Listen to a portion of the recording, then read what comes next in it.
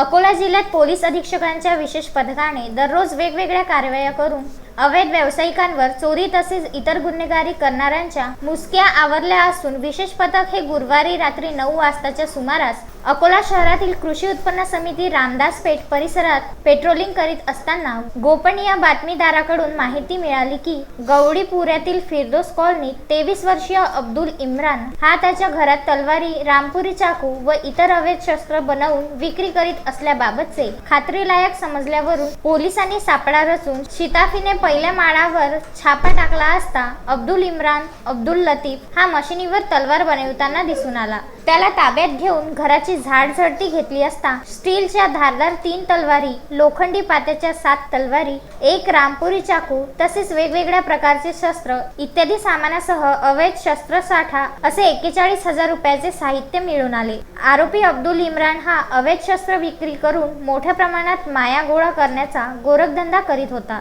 विशेष पथकाचे प्रमुख मिलिंद कुमार बहाकर व सहकाऱ्यांनी घरातच अवैध शस्त्र तयार करताना रंगेहात अटक करून आरोपीच्या मुसक्या आवरल्या आहे। या प्रकरणी आरोपीच्या विरोधात रामदास पोलीस स्टेशनला कलम 4(25) आर्म ऍक्ट सह कलम 135 महाराष्ट्र पोलीस अधिनियमाप्रमाणे गुन्हा नोंदविण्यात आला आहे। सदरची कारवाई जिल्हा पोलीस अधीक्षक जी श्रीधर अप्पर, पोलीस अधीक्षक मोनिका राऊत यांच्या मार्गदर्शनाखाली विशेष पथकाचे प्रमुख मिलिंद कुमार बहाकर व सहकाऱ्यांनी केली आहे। बाळासाहेब गणोरकर, विदर्भ न्यूज, मूर्तिजापूर।